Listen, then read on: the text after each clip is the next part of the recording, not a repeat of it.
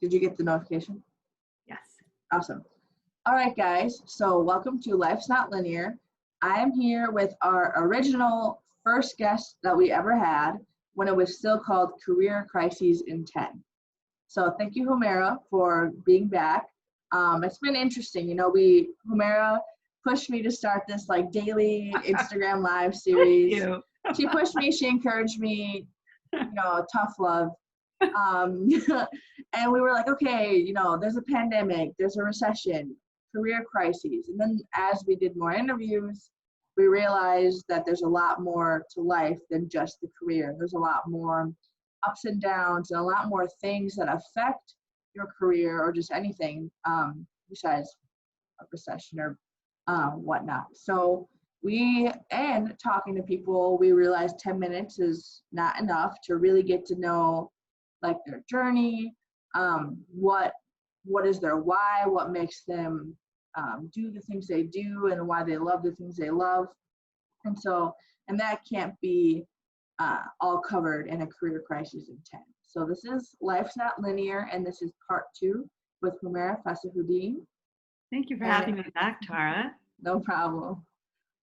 Okay, so I will let you take it away with another brief introduction, and then we'll get a bit deeper into outside of your career path.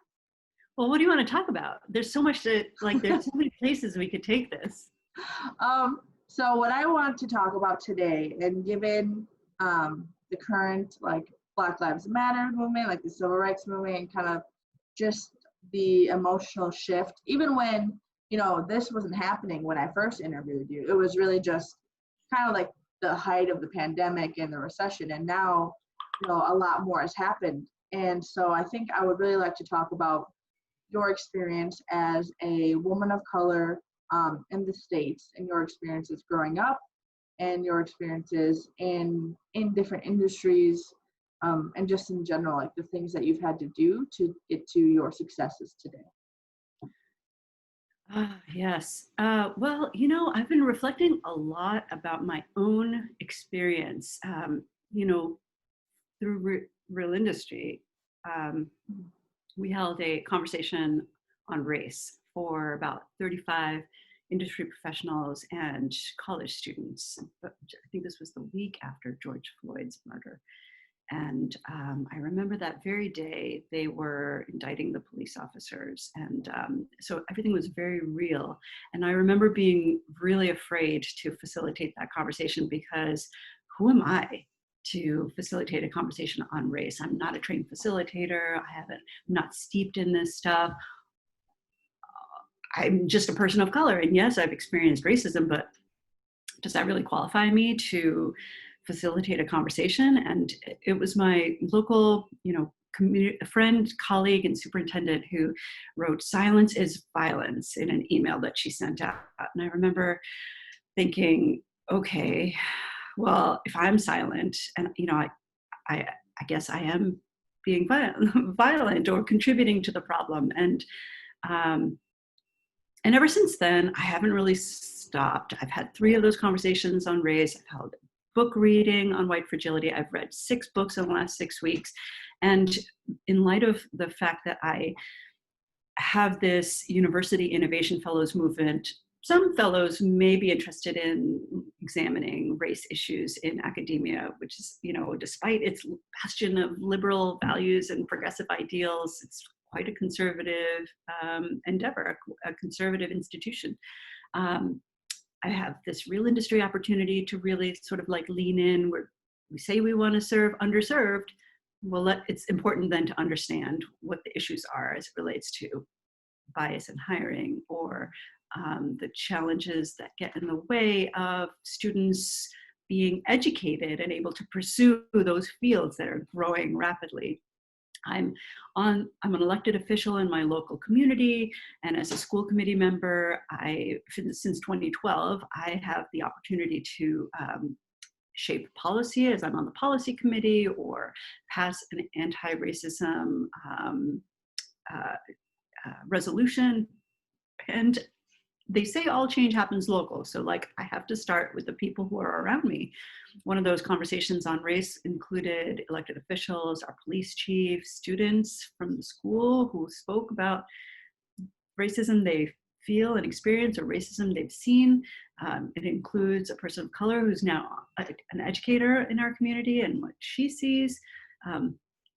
So all that stirs up my own, my own issues. And as I reflect, I think I've walked through life not thinking about race. I can't think about race. If I think about the fact that I am a different color from someone, then how will I possibly be able to move freely and just move at the speed of thought and make a difference without a whole lot of thought and baggage that holds me back? So I've tried not to see color in me. That's been my go-to. But sometimes the people that I'm interacting with, it's very clear that they see your color, right? Through what they say or how they act or what they do. So in those instances, even if they don't know it, I guess I find myself like saying something and then while the conversation is moving forward, I might be stuck on what I said and how that might have landed on people. And like, I might find myself 2 steps back while the rest of the conversation is moving forward. And which it's so like suboptimum performance. I feel like a 6-year-old desktop computer that you don't fire up anymore because it's slow, right? And so when there are moments that I'm, it's like I'm in a space that is all white or in a space that doesn't understand me or a space that is all male, I might have that going on. I've also come to terms with the fact that, race, this social construct, has had an influence even on people of color. And I've been reading and like Kendi's work on like how lighter skinned people of color feel the brunt of it less than darker skinned people of color. And that reminds me that like, yeah, in Indian society, if you're very dark, you're gonna feel the effects of people prejudging you and feel the effects of lack of opportunity coming your way. So that's been interesting because, even I'll hear it amongst family members as a result, right? Like I grew up with racism in my family because white is beautiful. That British influence in India just transferred to Indians, and that's once that those values are inculcated in you at a very young age, so you have to work really hard to overcome that and then be a champion for others. So I've really been sort of introspective, but also leaning into what I might do to make a difference in these various spaces that I occupy while people are paying attention. So how was it, I guess, what kind of space did you grow up in? Were you able to kind of like embrace your color and your background, or I'm not sure if you were born in India or born in the States and like how you had to assimilate and if you had trouble with like identity. I know one of my roommates a few summers ago, she's Indian and she has like 2 or 3 sisters, but she's the oldest and she's the darkest. And I felt so bad because one day she was just like, I wish I looked like my sisters. They're more fair skinned. And it just like made me so sad. Yeah. Yeah. I grew up in New York. I was born in New York City. My parents came over a couple of years before I was born. And I heard early on that I shouldn't go out in the sun because I would get black.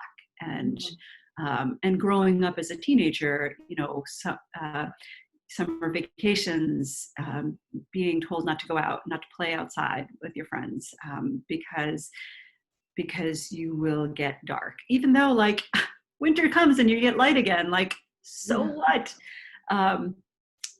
And but as I grew up and became a teenager, that became a lot harder to hear. And my grandmother would try to, God rest her soul, she taught me many things, and I love her for it. But I remember very clearly one day, as I became of marriageable years, and this was the expectation was that there would be an arranged marriage, and they were on the hunt looking for people for me at that time. This was like senior year of high school. Mm-hmm. And I remember her saying, two different occasions. One was like, your hair, because my hair came down to my butt, and your hair is your biggest asset. Okay, thanks. All right. Yes, okay, I have good hair. But then there was another time where it was, well, so you're not especially like beautiful. You're not, and that's like, white and, fair, that kind of beautiful. You're not especially beautiful. You're not especially smart. And, like I got B's and C's. Actually, so it probably was like early high school years, because then when I began dating, I was pulled out of public school and thrown into an all-girls private Catholic school. And like, I got all A's, and thank goodness for that, because that opened up so many doors for me. I was able to actually move out of my parents' home rather than schools that they would force me to go to that were local and, be a commuter student. So, so getting back to that, you're not especially beautiful. You're not especially smart. You're like rocket science smart. You don't come from a wealthy family. And my parents were actually, they did pretty well for themselves. They came over with nothing, but mom was an architect, dad was an engineer. They both got their masters. They both worked for the city of New York. They had stores, as Indian people do. They had these little, candy stores, smoke shop, magazines on Wall Street in New York City. Wow. So way back when. So they had like 3 different stores. They had bought property. So they had this 3-story tenement, so they didn't have to pay rent, and like other people did. And so they were really smart in how they got their life jump-started in America. So they did quite well. So I wouldn't say they weren't loaded with cash, but like, so you're not especially beautiful. You're not you're not the smartest person. Your parents don't come from a lot of money. So you really need to focus on the things that your mother-in-law and your husband will want, which is how the importance of serving tea to your elders. And my grandparents would expect me to serve tea in the afternoon, or the way I cooked. So my grandmother taught me how to cook all these Indian dishes early on. And I was the oldest of 3. So there was a lot of pressure to, to do all the right things so that I would be married off at the right time. And so anyways,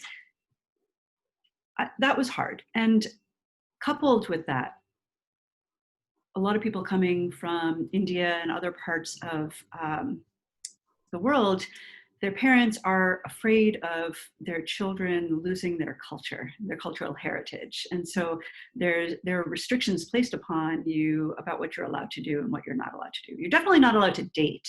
That's just not going to happen no matter what. You can even be in India and you wouldn't be able to date. But you cannot, you can't go to friends' birthday parties. You can't go to friends' sleepovers. You're not going to, sign up for a track, or if you do, I might come and stalk you and see that you're talking to a guy and then pull you off the track team. That happened to me. I'm sorry. It was a pretty dark time for me, and I didn't think I would make it out of high school. And I rebelled because I was always someone who just challenged that status quo. And I saw aunts of mine who had married into my family, and how unhappy they were and how poorly they were treated by their husbands and my grandmother. And I thought to myself, I can't do that. My parents prized education, and they expected me to have a great career, and they wanted me to use my brain. But it was hard for us to reconcile that would mean saying no to certain things, like when they ultimately, you know, when some, there was some, I was introduced to a guy named, whose last name was Butt. So I could have been a Humera Butt.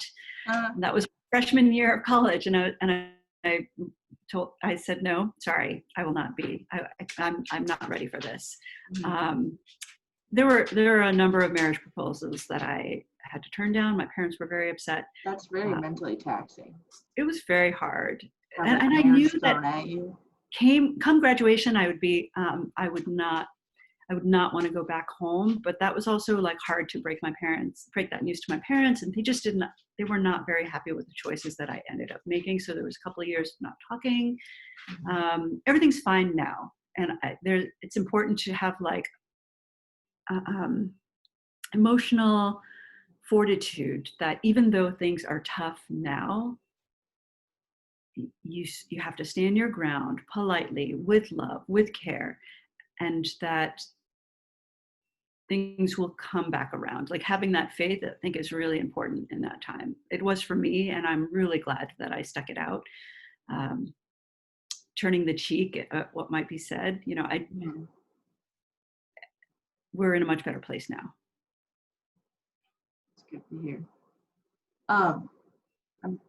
That wasn't your original question, but no, it's okay. No, you did touch on a lot, and a lot of things you said brought up a lot for me too, which is very interesting. I have the privilege of being like very fair-skinned, but it's like, and I don't think in the Persian culture it's not as like, you know, marriage or arranged marriages, arranged proposals, but it's more subtle. Like definitely the sleepovers, you can't sign up for things. The one where your grandma talking about, you know, the long hair got me. That, because literally I've only cut my hair short twice in my life. Once in 3rd grade, and my mom said never again. I was a kid. I was just like, I'm just gonna try this. And then once last year, I was like, you know, not midlife crisis, but I was like, you know, I've always had long hair. I'm just going to cut it. And the first thing my mom says to me, she's like, you know, your long hair is your signature. You can't cut it. And I'm like, it's going to go back. But so I appreciate you sharing that. Yeah, I'm just like, okay, Mom, just nod and they'll get over it. Right. Yeah, exactly. So growing up, and then how was it after you graduated, and as you continue to rebel and break stereotypes, whether like stereotypes in India and stereotypes here, how did you handle that with your family and amongst like yourself too, like your inner self? Yeah, well, one way that I did that was, like I said, like walking through life without seeing my own color was one mechanism, without seeing color in myself. Mm-hmm. Of course, I can appreciate the color and the range of color and other people's experiences around me. But as it related to myself, unless I looked in a mirror, I didn't see color, right? So I would have to kind of sort of like forget that and walk through the world without thinking about it. That was how I found that to be the most effective. But it was hard. You know, I too graduated in a recession as per my original interview, you might recall. And I'm sure the name Humera Fasihuddin didn't help. You know, and I often thought, I need a name change. But I remember how angry my father got in the 6th grade when I went to camp. And the camp directors and the students were like, Humera's way too hard. We're going to call you Mary. And so for the whole camp, they called me Mary. It's and really not that hard. The t-shirt that I came home with said Mary, and he was bullshit. My father was so angry that happened and that I let that happen. So there was that. You're a kid. I was like, just like, exactly. What am I going to do? Yeah. In the 6th grade, kids called me Huey, like baby Huey, Dewey, and Louie. And actually that nickname has stuck. So a lot of my friends to this day call me Hugh or Huey, and that's, you know, it's a term of endearment, and I don't mind that at all. Um, but the name has been a challenge, and, you know, it is my name. So there's not much I can do about it. But I can only imagine that without the experience and the experiences that I've amassed and making a name for myself now, that would be a really hard thing to overcome. I mean, applying for jobs out of the blue. I haven't had to apply for a job in a very long time. I'm in that lucky place that I've done enough, I've amassed enough experience that people in the circles who care about my work would hire me, right? So, but if you have a name like Humera Fasihuddin, you're gonna have a hard time getting a job. So think about your own name. Students out there who are listening, think about your own name, and don't expect that you're just going to apply to something on, you know, Indeed or LinkedIn or whatever, and that anyone's going to notice. If they see a name that is unapproachable, they're probably not going to open your LinkedIn advances. So what you really want to focus on is actually starting where you start. It doesn't matter where you are, right? For me, it was being a temp. And when I was that temp at that manufacturing firm, I was the best temp. And I took whatever came to me, and I showed up, and I brought my A game. And from there, you just get a little bit more, and then a little bit more, and then a little bit more, right? And I think there's that piece. And then there's the side hustle piece. I learned this later in my career, but students now are so lucky to be able to do that in their college careers, that they might have a side project or take on an entrepreneurial venture or join a small startup.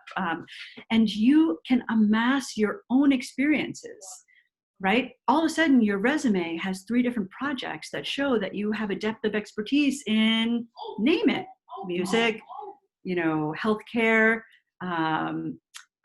the eye industry, you know, whatever it is that rocks your world. You could just create the experiences that you want, and then your name won't be a barrier, and your skin color is less likely to be a barrier. And I think that's really key. But I have experienced that bias. I don't consider myself a religious person. If any family members are out there listening to me, I think they wouldn't argue. They would probably be upset that I was saying that, but they probably wouldn't argue. But I come from a family, my family tried to raise me Muslim, but I've broken every rule in the book. But I've come across deep hostility from leaders who were who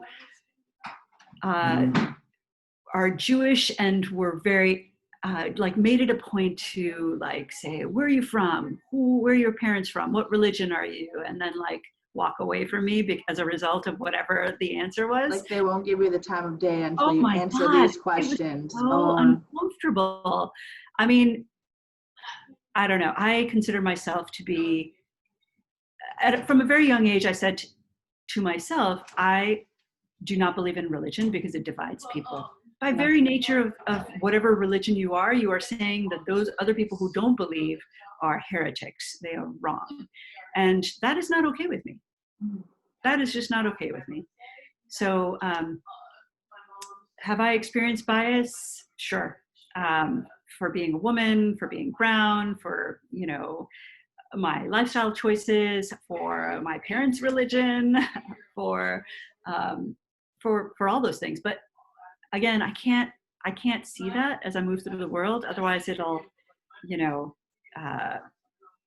it'll gum up the works, if you will. And so I keep my head down, and I try to help create a next generation who has greater empathy for people of different religions, of different colors, of different genders. If we can create experiences where they can have a deep appreciation for others, then and they prize being creative and being entrepreneurial and making a difference in the world, then they'll realize that difference difference between people is what actually contributes to the best, most creative ideas. That one community's gain isn't another community's loss, that it doesn't have to be that way, that we can peacefully coexist and raise the bar for everyone. And that's what I've devoted my career to. Thank you for being amazing and sharing with us. I have more questions, but we're gonna have to do a part 3. Oh my goodness. We'll wait a bit. Okay. But thank you, Humera, for being a light in this world and in my world, and for sharing today. Oh, you're welcome, Tara. Thank you for 45 episodes of Life's Not Linear. No problem. You're doing great work. I needed the push in the beginning. It was a good push. I'm here for you for that. Thank you.